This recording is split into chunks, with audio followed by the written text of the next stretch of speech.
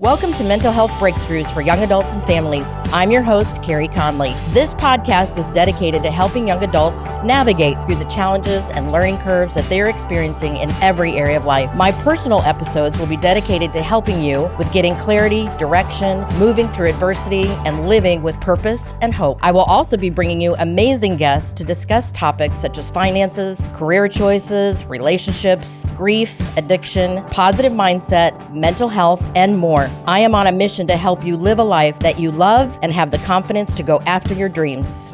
Hey everybody, welcome to this episode of Mental Health Breakthroughs for Young Adults. And this is my fun new thing. My fun new thing is that I get to bring on some amazing young adults in my life. Some of them I've had in my life forever. And today is kind of a new friend of mine. I actually met his dad, who is a speaker, alongside some of the speaking stages that I've been on. And I would love to introduce you guys to Albert Chavez. Thank you so much for joining me here today. Thank you, Carey, for having me. And it's just such a pleasure to have met you even just last week. And I feel like just our connection really vibed really quickly. Yeah. And just hearing about your work has inspired me, even though it's only been a short time. And my father's told me so much about you. And thank you for having me on. Well, as I told you, because I was on their podcast last week, the Legacy Project, which I'll have him talk a little bit more about. And so we got to know each other that way. And I'm just so, I want to talk first before we get into some of the stuff that I had to do as homework before coming on here with me. I would love for you to share with these guys what you're doing in your life, and then talk a little bit about your journey with your dad. So tell these guys a little bit about what you're doing at the ripe old age of 25. Yeah, so I have three main projects I'm working on right now. I'm currently a real estate agent living in Southern California. Been down here for just over 8 years. After high school, I came down here to escape the Northern California vibes and just find something on my own. So I've been a real estate agent now for 3 years, and me and my business partner actually have another podcast that we're working on where it's called Front Porch Chronicles, where we talk with MMA fighters. So he was a huge jiu-jitsu guy. And so we brought in some trainers, some MMA guys, and it's really cool because we get to learn about their stories. And there's some people from all over the world, Brazil, Germany. We just had someone from Norway that's going to be popping off this week. And it's just breaking down the original barriers that you think of stereotypically of MMA fighters, and just seeing where they came from. So that's been really powerful for me to learn as a young man. And then what podcast you came on last week, which is what we do every Tuesday, is 6:30 PST is we do the Legacy Project. And this one is something that we started at the beginning of 2024 in January of this year, where I get to just learn more about my father and me. And the whole goal and mission of our podcast is to create a new connection with fathers and sons, and build a future for everyone else's family. We've noticed that there's been a decrease in the power structure of what fathers bring to the table. And so we're like, hey, our relationship struggled for about 7-8 years after my parents got divorced. And we've been able to just put it all on the table, which we'll talk about later on, and just come together and just say, hey, let's share our stories and just talk about topics that not many fathers and sons have, let alone families. So it's bigger than just our relationship. It's more so of strengthening the nuclear family as well. So that's been a cool byproduct of our topics that we've shared with the world. Well, I told you guys when you interviewed me, Albert, that I'm so inspired by what you're doing, especially at your age. And and I know the story behind your dad and, what he's been through. And I will have him on another podcast as well. Cool. And how much it really strained your relationship for a long time. And I told you this, and I sincerely meant it, that I'm so touched by the ability that you have at this early of an age to want to have a relationship with your dad like this and to be able to be transparent with each other and walk through this journey together, so that not only can you become better as family, but you can use your journey for so many other families that are needing it. And I think most especially the father-son relationship right now, and especially what's happening with young men, right? Yeah. Just touching up on that too. I've been blessed in my life. My parents put me in a great position, in a great community growing up in Northern California, in Folsom, California, right next to Folsom Prison. It's way nicer than what you'd think. and they had a different childhood than I did. So I've been really blessed in being very good at naturally observative. They said even as a little kid, I was that way. And I just wanted to surround myself with people that have experienced much different lives than me. So my mentor and business partner, Clinton Fauché, he's helped me. He's very similar to my dad, actually. I used him as like another father figure in my life. Okay. And then also with my dad, Albert Chavez Jr., they've just allowed me to just be myself and know that they came from different, like just a different background growing up. And then again, I mentioned before too, I joined a men's community, which my father joined early on. And that's just surrounding myself with other men who are wanting to go off and do their own journeys, and then mirroring certain things that I want to take into my life, and then Sure. learning from their mistakes too. I think that's one of the most critical parts that I've allowed myself to, like you say, have grace, forgiveness, and mercy for yourself, and then know when I need to double down on what is important to me. Yeah. I hope other young men are listening right now, especially if they're struggling through their own issues, any mental health issues, finding their way relationally with other people, most especially with their dads. I hope that they are getting encouragement from this, because I think that is a very challenged relationship right now in our world. And I think more young men need to have a better relationship with their father so that they can grow up mentally healthy, raising up a great family. So truly, you are.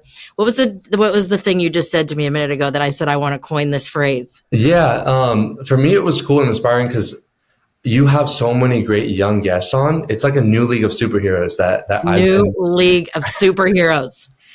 Yeah, I love this. It's just different. You don't realize how many young people there are that are trying to change their lives. We have all this access on social media that it's really easy to get distracted, but there's also a lot of great people out there that are trying to transform their lives and other people. So I'm just one of those people that are just learning from all that stuff. Yeah, I love that. I launched this new community academy, as you know, Vision is Victory Academy, Viva, and that might be our new tagline. The Cool. new league of superheroes. I love it, man. That's the thing, is like we're all here just to learn. And going back to what you're talking about too with the father-son dynamic, it's interesting because I think the hardest part, and whether it doesn't matter who you are, right? It's putting stuff on the table, I think, and just being okay with what you have. Yeah. Again, I've been very blessed to be put in the position that I am and just learn and observe. And I just feel like I'm a sponge of everyone else's decisions in life. Yeah. And so I've been pretty lucky to have people trust in me and their stories. And that way I can just learn from them and then filter out what is most important to me. Yeah. So I think that's what a lot of young people have a hard time with, is making that decision, because there's so many stories out there. Right. So it kind of all blends together with those two big themes. Well, and you are a great example of forgiveness, Howard, because I know that you've been through a lot. And that's not an easy thing to do, especially for kids, young adults that have had maybe, a little bit of a rough upbringing, because there's so much blame that you can do, right? But I think you are such a good example of taking a look at things from a perspective of it was what it was because of what he went through in his own life, and you guys working together to just be better humans all around. Yeah, we talked a little bit when you were on how we're all little kids, and how I've noticed and observed just from my parents, I've learned from other people as well, is it's really easy to blame our parents. And I think I have a gift of just trying to listen to what they went to. Granted, again, I had a really great upbringing, so that's also easier to say, right? I think just learning to listen to your parents, and then also be okay with speaking your voice too. That's hard. It's really hard to do, because I'm sure with fathers and sons, there's just natural competition that's in there too. I don't know if you've expressed this with other people you had, but it's tough being a son and trying to be with your father, because there's these innate expectations that are both put on from both sides. Yes. And then trying to be your own person at the same time too, and metaphorically like losing your father in that process, because you Yep. need to have that detachment from them, Yes. so that you can be your own self, because if not, you're going to be forever looking down and looking up to him. And it's a weird complex. It's very similar with the father mother dynamic as well too. That's a little bit different, but there's this strange thing that happens with guys that is sometimes not really explainable. Yeah, I understand it because I Yeah. saw it a lot in my husband and my son. Yeah. There's my husband and his dad, Yeah. right? There are so many expectations, and I think it's that the sons want to make their dad so proud. But just so wise what you guys are doing, and so helpful. Such great examples. Yeah, and I think another byproduct too that we've learned, and we shared briefly with you as well, is how much it's impacting women too, specifically younger women like my age. There's a craving for strong masculine energy right now, and Yeah. also strong fathers. Again, it's all parallel, right? I think we want to build a community that just embraces all forms of who they are, but how do you magnify those good parts, and how do you Right. strengthen those weaknesses too? Right. Yeah. We had a really rich conversation. So I want to encourage people to go check out the Legacy Project podcast. So I gave you some homework before coming on here. And this is part of what I'm doing in my New Vision is Victory Academy community that I launched this month, is that I am hot seat coaching some young adults. I'm walking them through a process that I've done with thousands of people, mostly entrepreneurs in the past, but now I'm walking through this with young adults. And I asked Albert to think about what he envisioned his life to look like, specifically 3 years from now. Again, this is an exercise I've done with thousands of people, because most people of any age never sit down and really think about this. Yeah. And I think it fixes a lot of things when people get really, really clear on the vision that they want to create. So when you did the exercise, Albert, how did you feel about it when you were doing it? I've done it a couple of times. I've never done a 3-year one. Usually people say 5. So it was getting more specific. And actually last year, I already created a 2-year plan for myself because that felt more bite-sized chunks. And so it's just refining it again too. I think as an entrepreneur, you realize everything doesn't really go to plan. And you have to be okay with that, but learning how to stay on track as much as possible, and then learning to pivot at the right time is crucial. So for me, what really came up is like, wow, I've changed a lot in the last year in what I'm doing. And then secondarily is like, oh, okay, like if this is really important to me and this is what I say I'm going to do, it shouldn't, why am I putting as much stress on myself? Those are the two things that really came up as well. Right. Yeah. So stress is a big thing that I hear from most young adults when they do this exercise, is they feel a lot of pressure from all sides, from themselves, from their parents, from social media, from their peers. And I think it's very debilitating mentally. And how do you feel about, so, you feel like to me that you get excited by doing this kind of stuff because you've done it on your own. That, it helps you create your game plan, set your goals. But does it help you feel less stress when you actually write it out? Yeah, it's usually always the buildup for me. I'm an overthinker a lot of the time. So Me too. I will usually like over dissect certain things and try to plan it way far in advance. So I have a mechanical engineering background. So I've learned to like find every problem possible. And that's just the way my brain works. Okay. So when I put it on paper now, I try to like under plan. I call it underthinking a little bit because my brain will naturally want to go the next gear. Okay. So for me, it's honestly just calming just to see what's really going on in my head. Is like, hey, like, again, I have 3 projects. I'm working towards making sure that they all loop together so that way they can be my like niche, right? And so for me, it's long-term is figuring out how do I expand my real estate business? How do I expand our legacy project business? How do I do my Front Porch Chronicles podcast as well? And how do they all mesh together? Because I'm still working towards that balance of all 3 of those, because they're pretty big projects. And so for me, it's just more of just like, okay, this is just more clarity of what step I need to take next. And it allowed for me just to kind of simplify and not overthink. Yeah. I love that you used the word, it was calming. Yeah. I saw a friend of mine the other day. She's pretty big on Instagram. She has 2 daughters that are high school age, I believe. And one of the things she said that she does for her daughters when her daughters will call her freaking out, just overwhelmed, shutting down, having a meltdown, is she asks them if they've done their brain dump lately. Yeah. Basically, what she's telling them to do is to get all of that out of your head and onto paper, because you can help sort it out better instead of it all running around up here, right? Yeah, we're just so enamored by like watching everything, because I'll even run in this trap too, where I want to learn. And part of my question that I wrote down with you behind the scenes was about that, is just learning to not get hyper focused on what's going on. So like I know, what's that guy's name? We were talking about it on our podcast. I can't remember. The guy that says, keep looking. I know it's your book's name too, but he also coined the term, like, just look up. Can't remember his name on the top of my head right now. Me either. But just making sure that you keep your head in the direction that you want to go, while also just taking that next step is, it's so simple, but when you're younger, that's all you have to do, because you don't know a lot. You think you do. And I had to learn that the hard way. It's just not be prideful and thinking I know everything. And so that was a good lesson I learned early on in my entrepreneurship. Yeah. The question you asked me was, what's my perspective on building versus learning? Yes. Right. Yeah. And I'm assuming what you mean by building is actually taking action.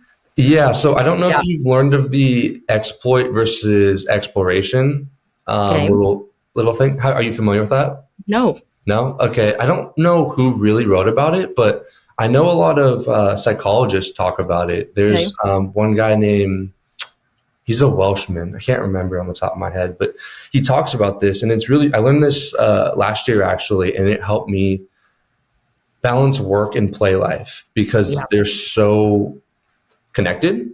Yep. So there's 2 topics I'm talking about right now, work and play. They need to be the same thing for me, because if I distinguish work and play as 2 different things, I feel like, oh, what's my work-life balance? They have to be the same for me to learn, to want to grow, and also be okay with going in the weeds and struggling. Right. So when we talk about the exploit versus exploration dynamic, you want to exploit, which I know a lot of people feel like it's a bad word, but you want to basically double down on your strengths. That's what it's saying. You want to exploit the things that are good, that you already know.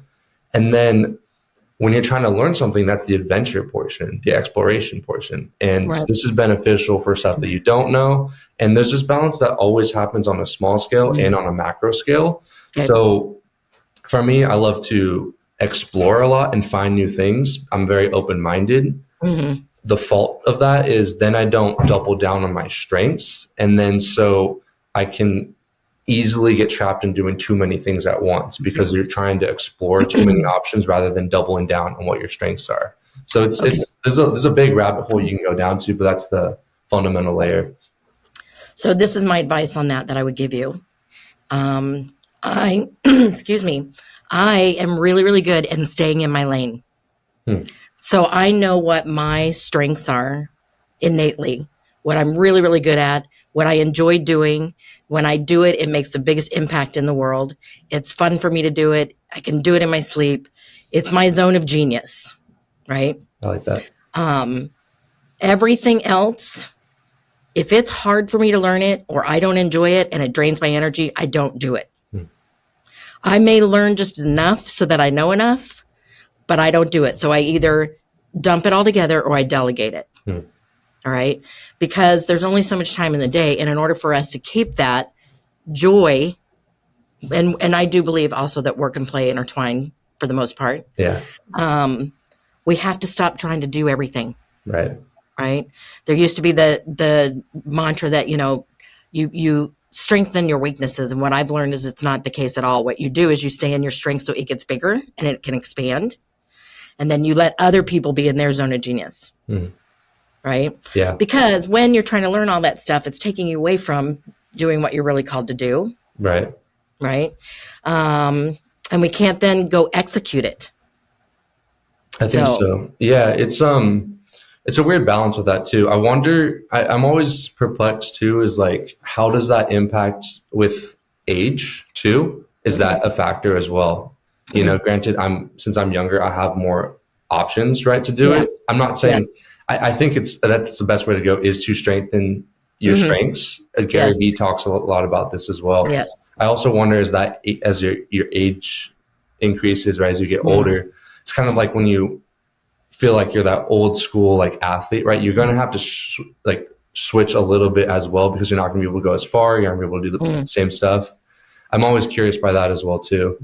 Well, you have a lot more time on your hands than I do, right? Or actually not anymore. If I were still a working mom with kids at home and all their activities, the reason I learned so well about staying in my zone of genius was because I had about that much time to work inside the zone of genius. Yeah.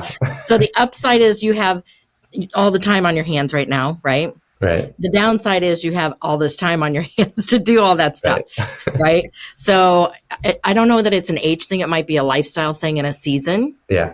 And also getting wiser at just knowing, you know what, I just don't need to be spending my time on that. You know, technology is one good example.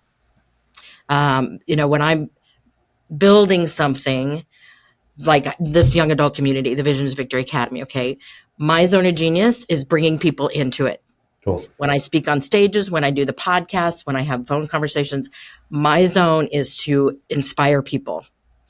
The back part of it, building the technology, building the portals, building all that, I haven't touched it.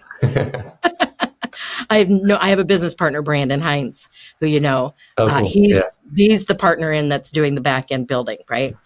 And it works because we stay in our zones, right? Well, yeah, then you have to overthink. Right. So, you know, I would just encourage you to kind of just watch how much, because you like research and you like looking into it. Yeah. You're going to probably have to do the old school thing of set timers, Albert. I find that the best, honestly, Yeah. is like 90-minute segments, 60-minute segments. It's the best way for me to stay organized. Because, I will go down rabbit holes on rabbit holes. And I find more and more, I'm like, okay, now I'm starting to just circle back towards the same stuff. So what am I really needing all this information for? I need to actually be doing more. So, right. Yeah. And, you know, I've just found that the less because I can tend to work a lot. Excuse me, I got the hiccups now. I have to really watch that too. Right? Is it tough for you then? Because you say you have a lot of time, more time on your hands. Is it tough for you to let go of like your work? Is that like, how do you balance the just doing work for the sake of work and actually staying on course with what is important to you? Yeah. As you get older. I have gatekeepers. I have people that check in on me and say, what are you doing? My daughter, most especially, is, okay, have you exercised today? Have you eaten today? What have you done for fun today? So I have gatekeepers. So how do you find passion in the mundane? And what makes this all worthwhile in your pursuit of the endeavors that you want to I love this question because I've been an entrepreneur for almost 40 years now. Wow. My first business was in the industry of network marketing. And so what I was taught to do when I got into the business, this was a really long time ago, was to do 2 group presentations a week, every week. And that was really fun in the beginning. And then that got to be like, okay, I'm going to do another presentation. I mean, I just can't. So what I had to do was, again, this is the first piece of advice I would give you. When I would start feeling like I didn't have the momentum or the motivation, I would go back to my vision and ask myself, does this still align with the vision that I have for my life? Do I still really want this? Because sometimes that loss of motivation means that you're needing to expand and go further, or maybe in a whole different direction. So you've always got to check in on your vision first. For me, it always did fit the vision for me and my family. So what I learned to do was kind of reinvent what I was doing and how I was doing it. So instead of me doing 2 group presentations every week the way I was doing it, I switched it up. I got creative and started doing it different ways. So I think if it still is the thing that you know is the end